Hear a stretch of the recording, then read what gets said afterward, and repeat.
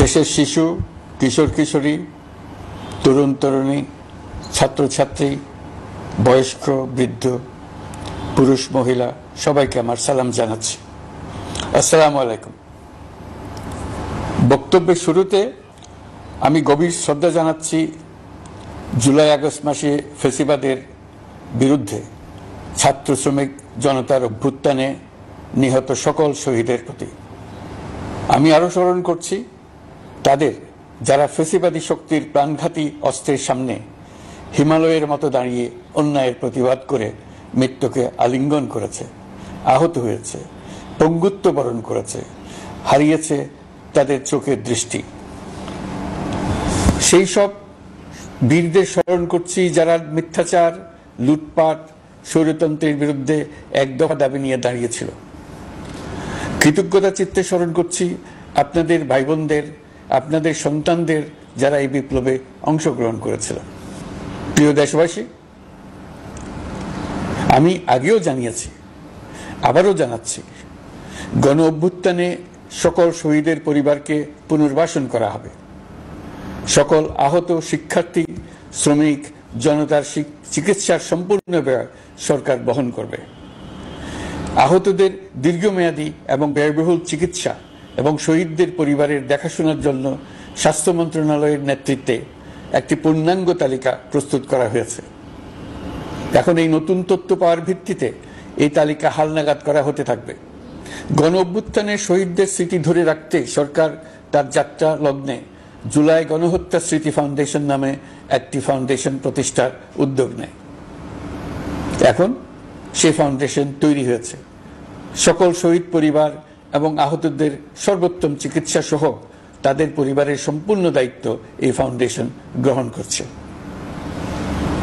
এই ফাউন্ডেশনে দান করার জন্য দেশের সকল মানুষ এবং বিদেশে অবস্থানরত বাংলাদেশিদের আমরা আহ্বান জানাচ্ছি।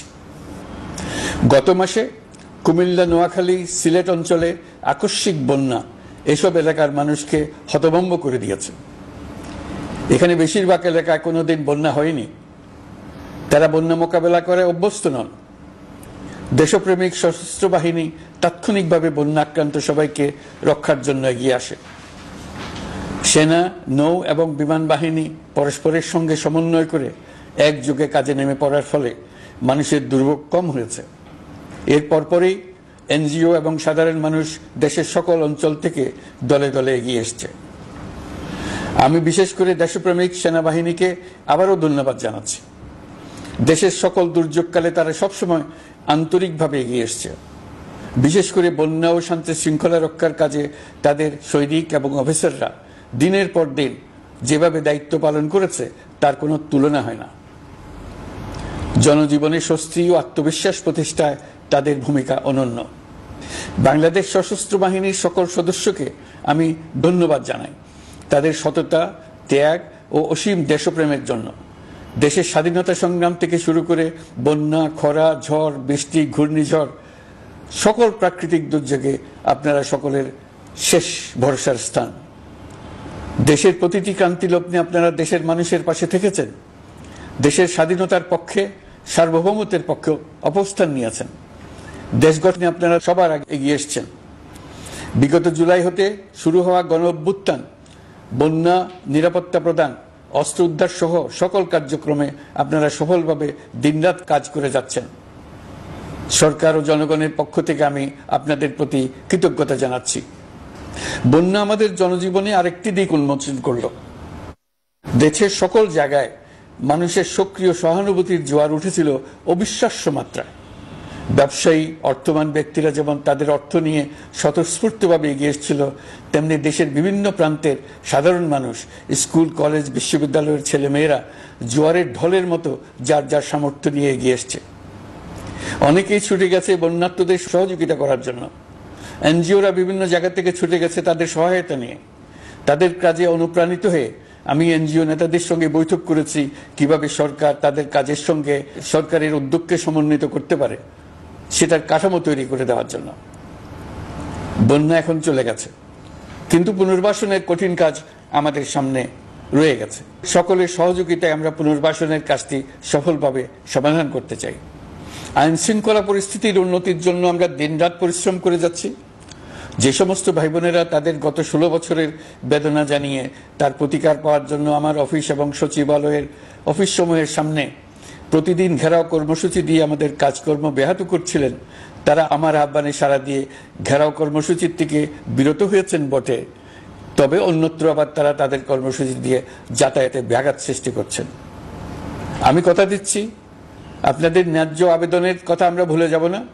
আমরা সকল অন্যায়ের প্রতিকারের জন্য প্রতিশ্রুতিবদ্ধ। আমরা আমাদের দায়িত্বকালে যথাসম্ভব সব সমস্যার সমাধানের চেষ্টা করব।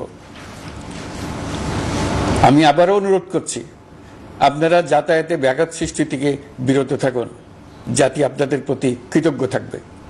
তৈরি পোশাক, ওষুধ শিল্প, এইসব এলাকায় শ্রমিক ভাই বোনেরা তাদের অভিযোগ জানানোর জন্য ক্রমাগতভাবে এই শিল্পের কার্যক্রম পরিচালনা বন্ধ রাখতে বাধ্য করছেন।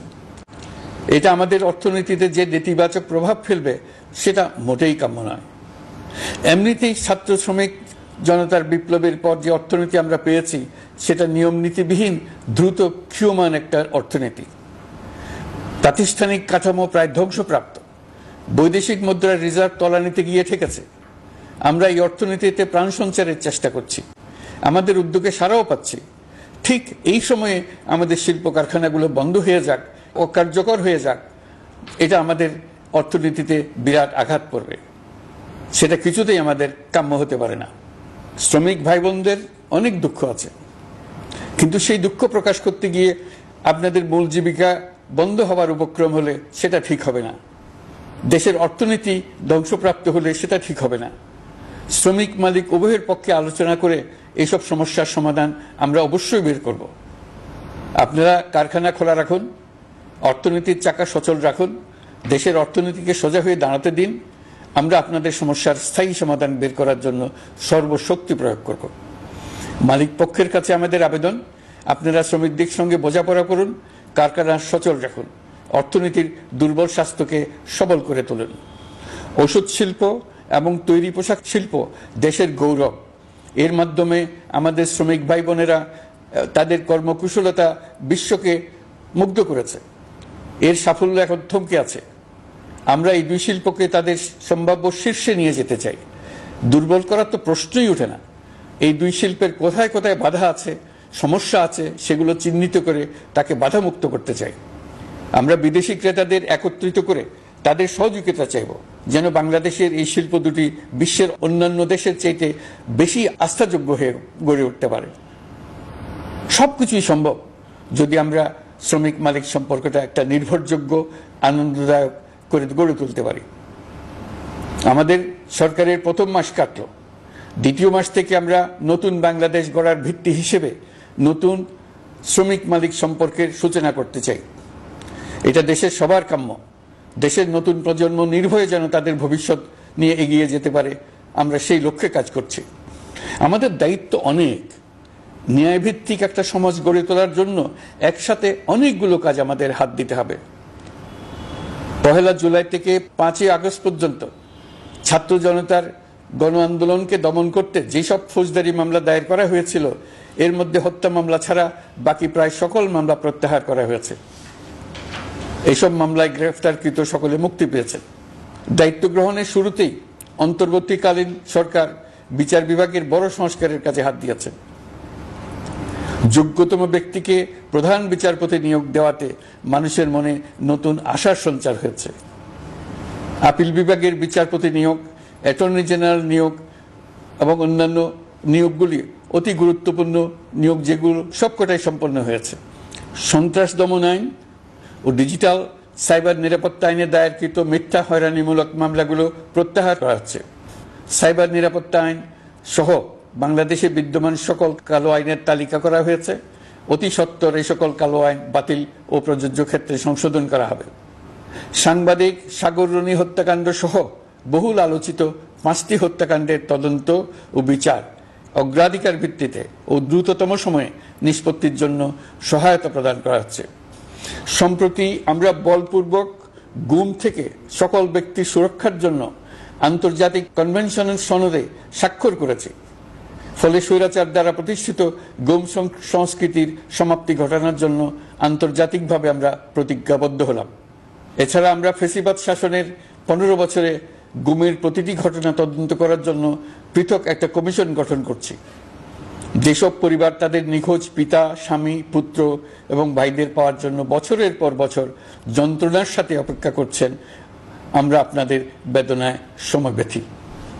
আয়নাঘরগুলো বন্ধ করে দেওয়া হয়েছে এবং সেই সাথে বের হয়ে আসছে ফ্যাসিস্ট হাসিনা সরকারের গুমের শিকার ভাই বোনদের কষ্ট ও যন্ত্রণা গাথা। আমাদের তরুণ প্রজন্মের ভবিষ্যৎ যেন উজ্জ্বল হয়, সেটা নিশ্চিত করতে শিক্ষা ব্যবস্থার দিকে আমাদের পূর্ণ নজর রয়েছে। ইতোমধ্যে প্রথম শ্রেণী থেকে দ্বাদশ শ্রেণী পর্যন্ত বর্তমানের ত্রুটিপূর্ণ শিক্ষাক্রম পরিবর্তন করা হয়েছে। বই সংশোধন ও পরিমার্জনের কাজ শেষ পর্যায়ে আছে। এই সংস্কারের কাজ অব্যাহত থাকবে। বিশ্ববিদ্যালয় সমূহের উচ্চ প্রশাসনিক পদগুলো পূরণ করে শিক্ষা কার্যক্রম স্বাভাবিক করার কাজ দ্রুত গতিতে এগিয়ে চলেছে। বেসরকারি শিক্ষা প্রতিষ্ঠানগুলোর পরিচালনা বোর্ডে দখলদারিত্বের রাজনীতি বন্ধ করার ব্যবস্থাও নেওয়া হয়েছে। আপনারা নিশ্চয় লক্ষ্য করেছেন, আমাদের প্রথম মাসে দেশের প্রায় সকল বিশ্ববিদ্যালয়ের উপাচার্য এবং উপাচার্য মহোদয়গণ পদত্যাগ করেছেন। উচ্চশিক্ষার ক্ষেত্রে এটা বিরাট শূন্যতার সৃষ্টি করেছে। প্রথম মাসে আমরা ক্রমাগতভাবে প্রতিটি বিশ্ববিদ্যালয়ে সবার কাছে গ্রহণযোগ্য এমন উপাচার্য এবং উপাচার্য নিয়োগ দেওয়ার কাজ শুরু করেছে। এর ফলে সকল সরকারি এবং বেসরকারি বিশ্ববিদ্যালয়গুলোতে নতুন উদ্যমে কাজ শুরু করার পরিবেশ সৃষ্টি হয়েছে। সংবাদ মাধ্যম ও মত প্রকাশের পূর্ণ স্বাধীনতা ইতিমধ্যে নিশ্চিত করা হয়েছে। আমরা সবাইকে বলে দিয়েছি, আপনারা মন খুলে আমাদের সমালোচনা করুন, আমরা সবার মতামতের প্রতি শ্রদ্ধাশীল। মিডিয়া যাতে কোনো রকম বাধা বিপত্তি ছাড়া নির্বিঘ্নে তাদের কাজ করতে পারে, সেজন্য একটা মিডিয়া কমিশন গঠন করা সরকারের সক্রিয় বিবেচনাধীন। আরও যেসব কমিশন সরকার সহ অন্য সবাইকে জবাবদিহিতার আওতায় আনতে পারে, আমরা তাদের পুনর্গঠন ও সংস্কারের উদ্যোগ নিয়েছি, যাতে তারা আরও শক্তিশালী হয়, জনকল্যাণে কাজ করে। দায়িত্ব গ্রহণের পর বিভিন্ন দেশের সরকার প্রধান টেলিফোনে এবং শুভেচ্ছা বার্তা পাঠিয়ে আমাকে অভিনন্দন জানিয়েছেন। বিভিন্ন দেশের রাষ্ট্রদূত এবং হাই কমিশনার বৃন্দ আমার সাথে সাক্ষাৎ করে দ্বিপাক্ষিক সহযোগিতা বৃদ্ধির আশ্বাস দিয়েছেন। আমার অনুরোধে সংযুক্ত আরব আমিরাতের 57 জন বাংলাদেশি যারা ফ্যাসিবাদ বিরোধী বিক্ষোভে অংশগ্রহণ করা বিভিন্ন মেয়াদে কারাদণ্ডে দণ্ডিত হয়েছিলেন, তাদের সাধারণ ক্ষমা ঘোষণা করেছেন সে দেশের সরকার। ইতিমধ্যে তাদের কয়েকজন দেশে ফিরে এসেছেন। এই ক্ষমা প্রদর্শন ছিল অতি বিরল একটি ঘটনা। এই জন্য আমি সংযুক্ত আরব আমিরাতের রাষ্ট্রপতি শেখ মোহাম্মদ বিন জায়েদ আল নাহিয়ানকে ধন্যবাদ ও কৃতজ্ঞতা জানিয়েছি আপনাদের সবার পক্ষ থেকে। যে সমস্ত সরকার প্রধানের সঙ্গে আমার টেলিফোনে যোগাযোগ হয়েছে, তাদের মধ্যে রয়েছেন ভারতের প্রধানমন্ত্রী নরেন্দ্র মোদী, পাকিস্তানের প্রধানমন্ত্রী শাহবাজ শরীফ। আমরা ভারত এবং অন্যান্য প্রতিবেশী রাষ্ট্রসমূহের সঙ্গে সুসম্পর্ক চাই, তবে সেই সম্পর্ক হতে হবে ন্যায্যতা এবং সমতার ভিত্তিতে। ভারতের সাথে আমরা ইতিমধ্যে বন্যা মোকাবেলায় উচ্চ পর্যায়ে দ্বিপাক্ষিক সহযোগিতার আলোচনা শুরু করেছি। দক্ষিণ এশিয়ায় আঞ্চলিক সহযোগিতা বৃদ্ধির লক্ষ্যে আমি সার্ক রাষ্ট্রগোষ্ঠী পুনর্জীবিত করার উদ্যোগ নিয়েছি। আমরা চাই আমাদের দেশ যেন একটি গণতান্ত্রিক দেশ হিসেবে বিশ্বের কাছে সম্মানের সাথে পরিচিত হয়। দেশের পরিকল্পনা যেন দেশের মানুষ কেন্দ্রিক হয়, কোনো নেতা বা দল কেন্দ্রিক না হয়। আমরা স্বৈরাচারী হাসিনা সরকারের অহেতুক কোটি কোটি টাকা ব্যয়ের প্রকল্প বাস্তবায়িত হতে দেখেছি, যেগুলো কখনোই দেশের মানুষের জন্য ছিল না, বরং এর সাথে জড়িত ছিল কুৎসিত আমিত্ব এবং বিশাল আকারের চুরি। চলমান এবং প্রস্তাবিত সকল উন্নয়ন প্রকল্পগুলোর যাচাই বাছাই করার কাজ ইতিমধ্যে আমরা শুরু করেছি। প্রকল্প বাস্তবায়নের পর্যায় বিবেচনা করে বাকি কাজে ব্যয়ের সাশ্রয় এমনকি প্রয়োজন মতে তা বাতিল করার কথা বিবেচনা করা হবে। দেশের মানুষকে আর ফাঁকি দেওয়া চলবে না। কর্মসংস্থান তৈরি করবে এমন প্রকল্পগুলোকে আমরা অগ্রাধিকার দেব। লুটপাট ও পাচার হয়ে যাওয়া অর্থ ফিরিয়ে আনার উদ্যোগ আমরা নিয়েছি। আর্থিক খাতে শৃঙ্খলা ফিরিয়ে আনতে একটা ব্যাংকিং কমিশনও গঠন করার উদ্যোগ নেওয়া হয়েছে। বিভিন্ন ব্যাংকের পরিচালনা পরিষদ পুনর্গঠন করা হয়েছে। ব্যাংকিং খাতে এই এক মাসে বিরাট পরিবর্তন এসেছে, আপনারা নিশ্চয়ই সেটা লক্ষ্য করেছেন। আমরা এই খাতে নিয়ম নীতি প্রতিষ্ঠা করতে পেরেছি। আরো অনেক কাজ বাকি রয়ে গেছে। প্রথম মাসের কাজ হিসেবে শুধু প্রধান কাজগুলো করেছে, তার সঙ্গে রয়েছে আরো অনেক পরবর্তী কাজ। ফ্যাসিবাদী সরকার লুটপাট করার জন্য নতুন করে 60,000 কোটি টাকা ছাপিয়ে বাজারে ছাড়ার কারণে মুদ্রাস্ফীতির শিকার হয়েছে দেশের মানুষ। এই অতুলনীয় মুদ্রাস্ফীতি নিয়ন্ত্রণ অন্তর্বর্তী সরকারের অন্যতম প্রধান লক্ষ্য। মুদ্রাস্ফীতি নিয়ন্ত্রণের লক্ষ্যে পলিসি সুদের হার বৃদ্ধি করে 9% উন্নীত করা হয়েছে। মূল্যস্ফীতি থেকে সাধারণ মানুষকে সুরক্ষা দেওয়ার উদ্দেশ্যে ওএমএস খাদ্য বান্ধব কর্মসূচি সহ সুলভ মূল্যে প্রান্তিক মানুষের কাছে নিত্য প্রয়োজনীয় দ্রব্য সরবরাহ চলমান রাখা হয়েছে। মূল্যস্ফীতি মোকাবেলায় চলতি অর্থ বছরে চাল ও গম আমদানির জন্য 5,800 কোটি টাকা, আভ্যন্তরীণ সংগ্রহের জন্য 8,900 কোটি টাকা এবং খাদ্য ভর্তুকির 3টি প্রোগ্রামের জন্য 7,360 কোটি টাকা বরাদ্দ রাখা হয়েছে। বিভিন্ন স্টেক হোল্ডারের সাথে সভা করে মূল্যস্ফীতি নিয়ন্ত্রণের করণীয় সমূহ চিহ্নিত করা হয়েছে। পরিচালন ও উন্নয়ন ব্যয় যৌক্তিক পরিমাণে হ্রাস করার জন্য কার্যক্রম গ্রহণ করা হয়েছে। কৃষিপণ্য উৎপাদনের জন্য সার আমদানির ক্ষেত্রে প্রয়োজনীয় বৈদেশিক মুদ্রার সরবরাহ নিশ্চিত করার পদক্ষেপ নেওয়া হয়েছে। প্রকৃত চাষিগণ যাতে কৃষি ঋণ পেয়ে থাকেন তা নিশ্চিত করার উদ্যোগ নেওয়ার পাশাপাশি কৃষি ঋণের পরিমাণ বৃদ্ধি করা হয়েছে। মার্কিন ডলারের বিপরীতে টাকার বিনিময় হার স্থিতিশীল রাখার লক্ষ্যে বৈদেশিক মুদ্রার বিনিময় হারকে বাজার ভিত্তিক করা হয়েছে। কালো টাকা সাদা করার অনৈতিক অনুমতি বাতিল করা হয়েছে। বৈদেশিক মুদ্রার রিজার্ভ বৃদ্ধি করতে বিভিন্ন উন্নয়ন সহযোগীদের কাছ থেকে বাজেট সাপোর্ট চাওয়া হয়েছে।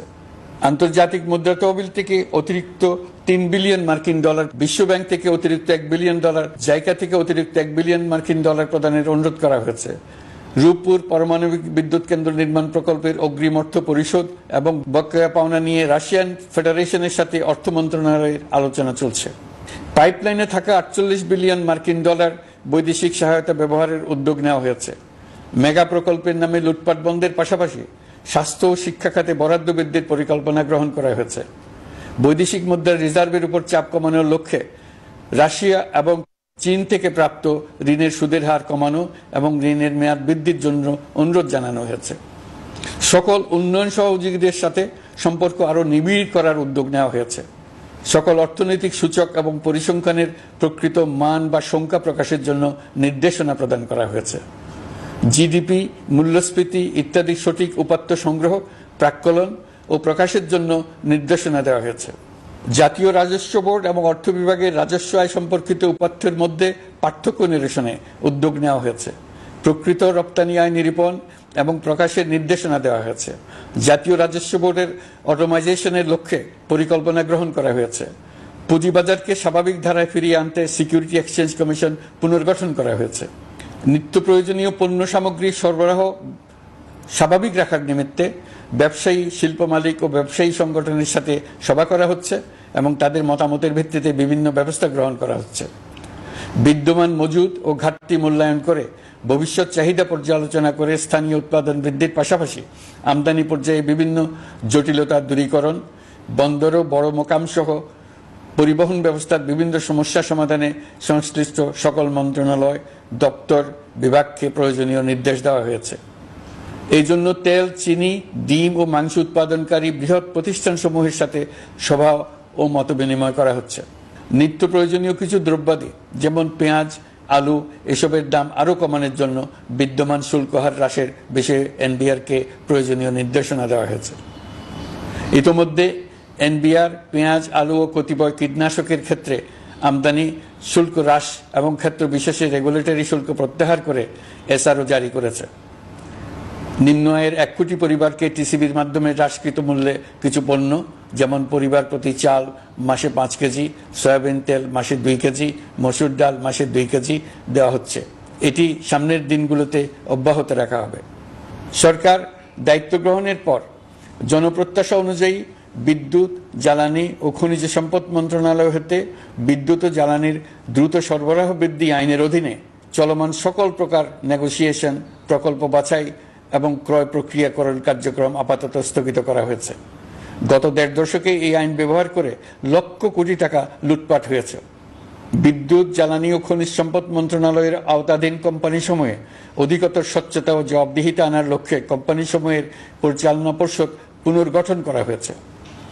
প্রকৌশল, ভূতত্ত্ব এবং খনিজ হিসাব বিষয়ে অধ্যয়ন করেছে এমন ছাত্র প্রতিনিধি অন্তর্ভুক্ত করার জন্য উদ্যোগ গ্রহণ করা হয়েছে। এই খাতে অধিকতর সক্ষমতা, গতিশীলতা এবং জবাবদিহিতা নিশ্চিত করার লক্ষ্যে বিশেষজ্ঞগণের সমন্বয়ে একটি কমিটি গঠন করা হয়েছে। জ্বালানি তেলের মূল্য জনপ্রত্যাশা অনুযায়ী সহনশীল রাখতে অকটেন ও পেট্রোলের দাম 6 টাকা, ডিজেল ও কেরোসিনের দাম 1 টাকা 25 পয়সা কমানো হয়েছে।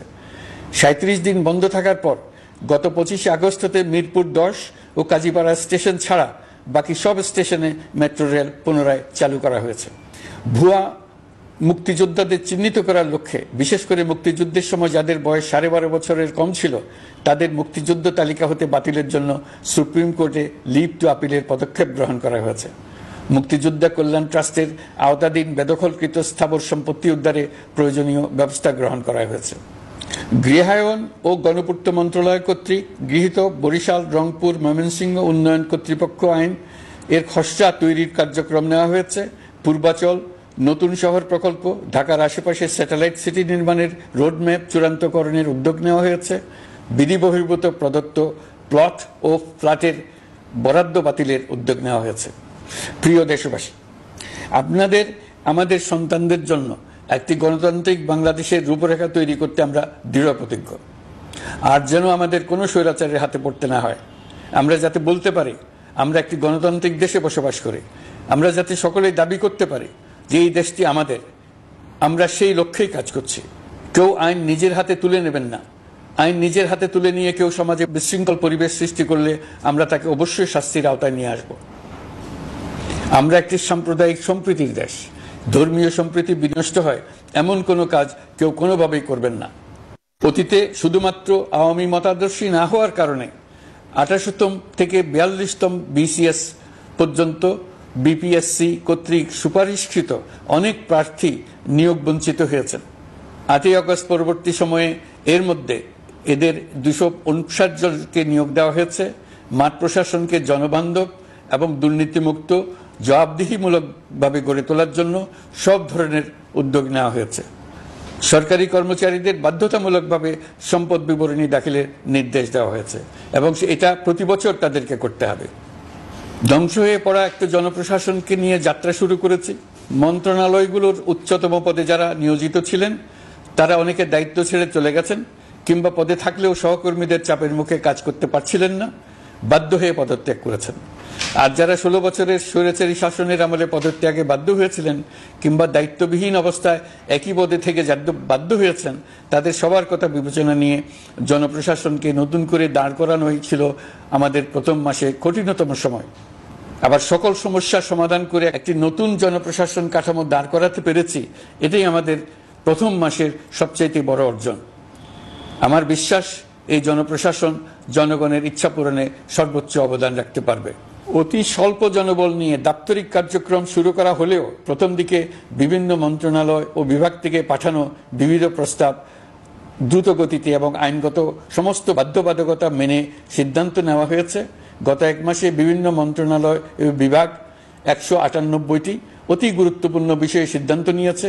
জনপ্রশাসনের 135 জন অতিরিক্ত সচিব, 227 জন যুগ্ম সচিব এবং 120 জন উপসচিবকে পদোন্নতি প্রদান করা হয়েছে। 59টি জেলার জেলা প্রশাসককে প্রত্যাহার করা হয়েছে এবং নতুন 59 জন জেলা প্রশাসককে নিয়োগ দেওয়া হয়েছে। 67 জন কর্মকর্তার চুক্তিভিত্তিক নিয়োগ বাতিল করা হয়েছে। 10 জন যুগ্ম সচিব, 8 জন অতিরিক্ত সচিব, 6 জন সচিবকে ওএসডি করা হয়েছে। বাংলাদেশ পুলিশের 80 জন ডিআইজি, 30 জন পুলিশ সুপার সহ 110 জনকে পদোন্নতি প্রদান করা হয়েছে। 1 জন ডিআইজি, 1 জন এডিশনাল ডিআইজি, 4 জন পুলিশ সুপারকে চাকরিতে পুনর্বহাল করা হয়েছে। আইজিপি সহ 10 জন অতিরিক্ত আইজি, 88 জন ডিআইজি, 21 জন এডিশনাল ডিআইজি, 177 জন পুলিশ সুপার সহ মোট 297 জন কর্মকর্তাকে বদলি করা হয়েছে। ছাত্র শ্রমিক জনতার বিপ্লবের মূল লক্ষ্য ছিল গণভবন। এটা ছিল স্বৈরাচারের কেন্দ্রবিন্দু। এই সরকার বিপ্লবের প্রতি সম্মান দেখিয়ে গণভবনকে বিপ্লবের জাদুঘর হিসেবে ঘোষণা দিয়েছে। ছাত্র জনতার ক্ষোভকে স্থায়ীভাবে তুলে ধরার জন্য গণভবনের আর কোনো সংস্কার করা হবে না। ছাত্র জনতার ক্ষোভের মুখে তা যে অবস্থায় দাঁড়িয়েছিল সেই অবস্থায় তাকে রাখা হবে। যেসব মূল্যবান সামগ্রী জনতা নিয়ে গিয়েছিল সেগুলো অনেক ফেরত দিয়ে গেছেন। যারা নিয়ে গিয়েছেন তারা নিজেরাই ফেরত দিয়ে গেছেন। তাদের আমরা দেশবাসীর পক্ষ থেকে ধন্যবাদ জানাচ্ছি। আরও কিছু জিনিস পাওয়া যায়নি, যারা নিয়ে গেছেন তাদের কাছে আমাদের অনুরোধ থাকবে তারা যেন এইসব সামগ্রী ফেরত দিয়ে যান। আমরা উল্লেখ করব এইসব বিক্ষুব্ধ জনতা নিয়ে গিয়েছিল, কিন্তু বিজয়ের পর তারা আবার জাদুঘরের প্রতি সম্মান দেখিয়ে এগুলো ফেরত দিয়ে গিয়েছেন। আমরা নতুন বাংলাদেশকে একটা পরিবেশ বান্ধব এবং জীববৈচিত্র্যময় দেশ হিসেবে গড়ে তোলার উদ্যোগ নিয়েছি। এটি তরুণদের আকাঙ্ক্ষা, আমাদের সবারই আকাঙ্ক্ষা। সেই লক্ষ্যে আমি প্রথমেই একটি ক্ষুদ্র পদক্ষেপ নিয়েছি। আমার বাসভবন এবং সমগ্র সচিবালয়ে প্লাস্টিকের পানির বোতল ব্যবহার নিষিদ্ধ করেছে। ইতিমধ্যে সুপার শপগুলোতে পলিথিনের শপিং ব্যাগ ব্যবহার বন্ধ করার উদ্যোগ নেওয়া হয়েছে। গত কয়েক দশকে যে পরিমাণ নদী দূষণ হয়েছে, আমরা তা বন্ধ করার উদ্যোগ নিয়েছি। আমরা সংস্কার চাই। আমাদের একান্ত অনুরোধ, আমাদের উপর যে সংস্কারের গুরু দায়িত্ব দিয়েছেন, সেই দায়িত্ব দিয়ে আপনারা দর্শকের গ্যালারিতে চলে যাবেন না। আপনারা আমাদের সঙ্গে থাকুন, আমরা একসঙ্গে সংস্কার করব। এটা আমাদের সবার দায়িত্ব। আপনারা নিজ নিজ জগতে সংস্কার আনুন। একটা জাতির সংস্কার শুধু সরকারের সংস্কার হলে হয় না। আপনি ব্যবসায়ী হলে আপনার ব্যবসায় সংস্কার আনুন। ব্যবসায়ী গোষ্ঠীরা তাদের নিজ নিজ সমিতির মাধ্যমে সংস্কার আনুন। সমিতিতে সংস্কার আনুন। নতুন করে সমিতি গঠনতন্ত্র সংশোধন করুন। আপনি শ্রমিক হলে আপনার ক্ষেত্রে আপনি সংস্কার করুন। আপনি রাজনৈতিক নেতাকর্মী হলে আপনার ক্ষেত্রে সংস্কার করুন। আপনি প্রতিষ্ঠান প্রধান হলে আপনার প্রতিষ্ঠানে সংস্কার আনুন। আমি এটাকে সুযোগ হিসেবে গ্রহণ করার জন্য সবাইকে আহ্বান জানাচ্ছি। এই সংস্কারের মাধ্যমে আমরা জাতি হিসেবে নতুনভাবে যাত্রা শুরু করতে চাই। আমাদের এই যাত্রা আমাদেরকে পৃথিবীর একটা সম্মানিত জাতি হিসেবে প্রতিষ্ঠিত করুক, এটাই আমাদের সবার কাম্য, এটাই আমাদের সবার লক্ষ্য। গত এক মাসে আমি বেশ কিছু রাজনৈতিক দলের সঙ্গে পৃথকভাবে বসছি, তাদের সঙ্গে মতামত বিনিময় করেছি। তারা আমাদের উৎসাহিত করেছেন, ছাত্র শ্রমিক জনতার বিপ্লবের লক্ষ্যের প্রতি সমর্থন জানিয়েছেন, সংস্কারের কাজে পূর্ণ সহযোগিতা দেওয়ার আশ্বাস দিয়েছেন। আমি দেশের বিশিষ্ট সম্পাদক বৃন্দের সঙ্গে মত বিনিময় করেছি, তারাও সংস্কারের কাজে পূর্ণ সহযোগিতা দেওয়ার আশ্বাস দিয়েছেন। তারা বিভিন্ন বিষয়ে মূল্যবান পরামর্শ দিয়েছেন। সবার পরামর্শ নিয়ে এখন আমাদের অগ্রসর হওয়ার পালা। আমি বিশিষ্ট ব্যবসায়ীদের সঙ্গে বৈঠক করেছি, তাদের কাছে আমাদের সরকারের লক্ষ্যগুলো ব্যাখ্যা করেছি, তারাও আমাদের লক্ষ্যের সঙ্গে একমত প্রকাশ করেছেন। আপনারা জানেন, ছাত্র শ্রমিক জনতার ঐতিহাসিক জুলাই গণ অভ্যুত্থানের মুখে এবং হাজারো মানুষের আত্মদানের বিনিময়ে বাংলাদেশে ফ্যাসিস্ট সরকারের পতন হয়েছে। এই গণ অভ্যুত্থানের বার্তা ও আকাঙ্ক্ষা বাস্তবায়নের জন্য একটি অভূতপূর্ব সময় ও সুযোগ আমরা এর মধ্য দিয়ে অর্জন করেছি। এর বাস্তবায়ন তথা বাংলাদেশের ফ্যাসিজম বা স্বৈরতান্ত্রিক শাসন পুনরাবৃত্তির আশঙ্কা রোধ এবং জনমালিকানা ভিত্তিক কল্যাণমুখী জনস্বার্থে নিবেদিত একটি রাষ্ট্র ব্যবস্থা প্রবর্তনের লক্ষ্যে কিছু জাতীয় ভিত্তিক সংস্কার সম্পন্ন করা জরুরি হয়ে পড়েছে। উক্ত সংস্কার ভাবনার অন্যতম কেন্দ্রবিন্দু হচ্ছে সুষ্ঠু নির্বাচন ব্যবস্থা, সুশাসন প্রতিষ্ঠা করা। আমরা যেহেতু জনগণের ভোটাধিকার ও জনগণের মালিকানায় বিশ্বাস করি, সেহেতু নির্বাচন ব্যবস্থার উন্নয়নে আমাদের সংস্কার ভাবনায় গুরুত্ব পেয়েছে অধিক। আমরা মনে করি নির্বাচনের নামে সংখ্যাগরিষ্ঠতার একাধিপত্য ও দুঃশাসন মানুষের উপর চাপিয়ে দেওয়া বা এর মাধ্যমে এক ব্যক্তি বা এক পরিবার বা কোনো গোষ্ঠীর কাছে সকল ক্ষমতা কুক্ষিগত করে রাখার কোনো ক্রমেই গ্রহণযোগ্য নয়। এসব আশঙ্কা রোধ করার জন্য নির্বাচনের সাথে সম্পর্কিত নির্বাচন কমিশন সহ অন্যান্য প্রতিষ্ঠানগুলোর সংস্কারের কথা আমরা ভাবছি। নির্বাচন ব্যবস্থার সাথে সম্পর্কিত প্রতিষ্ঠান হিসেবে পুলিশ প্রশাসন, জনপ্রশাসন, বিচার প্রশাসন, দুর্নীতি দমন কমিশন এই 4টি প্রতিষ্ঠানের সংস্কার করা সুষ্ঠু ও অবাধ নির্বাচনের জন্য অপরিহার্য। এসব প্রতিষ্ঠানের সংস্কার জনমালিকানা ভিত্তিক, জবাবদিহিমূলক এবং কল্যাণমূলক রাষ্ট্র ব্যবস্থা প্রতিষ্ঠায় অবদান রাখবে বলে আমি বিশ্বাস করি। এর পাশাপাশি সমাজের সকল স্তরের মানুষের প্রতিনিধিত্ব ও স্বার্থ নিশ্চিত করার জন্য এবং জুলাই গণ অভ্যুত্থানের বার্তাকে প্রতিফলিত করার জন্য সাংবিধানিক সংস্কারের প্রয়োজন আমরা অনুভব করছি। এসব বিষয়ে সংস্কার করার প্রাথমিক পদক্ষেপ হিসেবে আমরা প্রাথমিকভাবে 6টি কমিশন গঠন করার সিদ্ধান্ত নিয়েছি। এসব কমিশনের কাজ পরিচালনার জন্য বিষয়ভিত্তিক অভিজ্ঞতা বিবেচনা করে 6 জন বিশিষ্ট নাগরিকের নেতৃত্বে এই কমিশনগুলো পরিচালনা করার দায়িত্ব দিয়েছি। এরপর আরও বিভিন্ন বিষয়ে কমিশন গঠন করার প্রক্রিয়া আমরা অব্যাহত রাখব। নির্বাচন ব্যবস্থা সংস্কার কমিশনের প্রধান হিসেবে দায়িত্ব পালন করবেন ডক্টর বদিউল আলম মজুমদার। পুলিশ প্রশাসন সংস্কার কমিশনের প্রধান হিসেবে কাজ করবেন জনাব সরফরাজ চৌধুরী। বিচার বিভাগ সংস্কার কমিশনের প্রধান হিসেবে দায়িত্ব পালন করবেন বিচারপতি শাহ আবু নাঈম মুমিনুর রহমান। দুর্নীতি দমন সংস্কার কমিশনের প্রধান হিসেবে দায়িত্ব পালন করবেন ডক্টর ইফতেখারুজ্জামান। জনপ্রশাসন সংস্কার কমিশনের প্রধান হিসেবে দায়িত্ব পালন করবেন জনাব আব্দুল মুহিত চৌধুরী। সংবিধান সংস্কার কমিশনের প্রধান হিসেবে দায়িত্ব পালন করবেন ডক্টর শাহদিন মালিক। এসব কমিশনের অন্য সদস্যদের নাম কমিশন প্রধানদের সাথে আলোচনা করে ঠিক করা হবে। কমিশনগুলোর আলোচনা ও পরামর্শ সভায় উপদেষ্টা পরিষদের সদস্য, ছাত্র, শ্রমিক জনতা আন্দোলনের প্রতিনিধি, নাগরিক সমাজ ও রাজনৈতিক দলের প্রতিনিধিরা উপস্থিত থাকবেন। পূর্ণাঙ্গভাবে গঠিত হওয়ার পর কমিশন আনুষ্ঠানিকভাবে তাদের কাজ আগামী 1 অক্টোবর থেকে শুরু করতে পারবে বলে আমি আশা করছি এবং এটি পরবর্তী 3 মাসের মধ্যে সম্পন্ন হবে বলে আমরা ধারণা করছি। কমিশনের রিপোর্টের ভিত্তিতে সরকার পরবর্তী পর্যায়ে প্রধান রাজনৈতিক দলগুলোর সাথে পরামর্শ সভার আয়োজন করবে। চূড়ান্ত পর্যায়ে ছাত্র সমাজ, নাগরিক সমাজ, রাজনৈতিক দলের প্রতিনিধি, সরকারের প্রতিনিধি নিয়ে ব্যাপক ভিত্তিক 3 থেকে 7 দিন ব্যাপী একটি পরামর্শ সভার ভিত্তিতে সংস্কার ভাবনার রূপরেখা চূড়ান্ত করা হবে। এতে এই রূপরেখা কিভাবে বাস্তবায়ন হবে তার একটি ধারণাও দেওয়া হবে।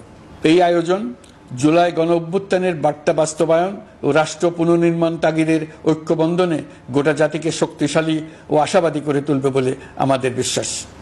প্রিয় দেশবাসী, আমাদের সামনে অনেক কাজ, সবাই মিলে একই লক্ষ্যে আমরা অগ্রসর হতে চাই।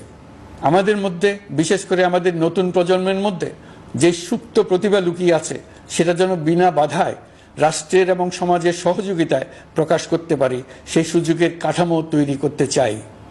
সকলে মিলে আমাদের পরিবারের প্রতিটি সদস্যকে, সে ঝাড়ুদার হোক, ছাত্র হোক, শিক্ষক হোক, যে কোনো ধর্মের হোক, সবার সমান অধিকার নিশ্চিত করতে চাই। এই হলো আমাদের সংস্কারের মূল লক্ষ্য। আসুন ছাত্র শ্রমিক জনতার এই বিপ্লবের লক্ষ্যকে আমরা দ্রুত বাস্তবায়ন করি। আমাদের প্রথম মাসে আমরা যেই গতিতে, যে উদ্যম নিয়ে কাজ এগিয়ে নিয়ে যাওয়ার কথা চিন্তা করেছিলাম সেটা হয়তো করতে পারিনি বাস্তব অবস্থার পরিপ্রেক্ষিতে। দেশের আইন শৃঙ্খলা পরিস্থিতি স্বাভাবিক রাখা গেলে আশা করি আমরা আমাদের গতি অনেক বাড়াতে পারবো। এই জন্য দেশের সকল মানুষের কাছে, শিক্ষক, ছাত্রছাত্রী, কৃষক, শ্রমিক, পেশাজীবী, বড় ব্যবসায়ী, ক্ষুদ্র ব্যবসায়ী, দিনমজুর, গৃহিণী, সকলের সহযোগিতা চেয়েছি। আমাদের কাজ বড় কঠিন, কিন্তু জাতি হিসেবে এবার ব্যর্থ হওয়ার কোনো অবকাশ আমাদের নেই। আমাদেরকে সফল হতেই হবে। এই সাফল্য আপনাদের কারণেই আসবে, আপনার সহযোগিতার কারণেই আসবে। আমাদের কাজ হবে আপনার আমার স্বপ্নকে বাস্তবে রূপায়িত করা। এখন আমরা আমাদের 2য় মাস শুরু করছি। আমাদের 2য় মাসে যেন আপনাদের মনে দৃঢ় আস্থা সৃষ্টি করতে পারি, সেই চেষ্টা করে যাব। ধৈর্য ধরুন, এই কথাটি আমি মোটেই আপনাদের বলবো না। আমরা সবাই অধৈর্য হয়ে পড়েছি। এত সব কাজ কখন যে শেষ হবে এটা চিন্তা করে আমরা অধৈর্য হব, কেন হব না? কিন্তু সঠিকভাবে কাজ করব, কাজে কোনো অধৈর্যের চিহ্ন রাখবো না। প্রিয় দেশবাসী, দেশের শিশু, কিশোর কিশোরী, তরুণ তরুণী, ছাত্র ছাত্রী, বয়স্ক, বৃদ্ধ, পুরুষ, মহিলা, সবাইকে আবারও আমার সালাম জানাচ্ছি। আসসালামু আলাইকুম। আপনাদের সবাইকে ধন্যবাদ জানাচ্ছি। মহান আল্লাহ আমাদের সকলের সহায় হন।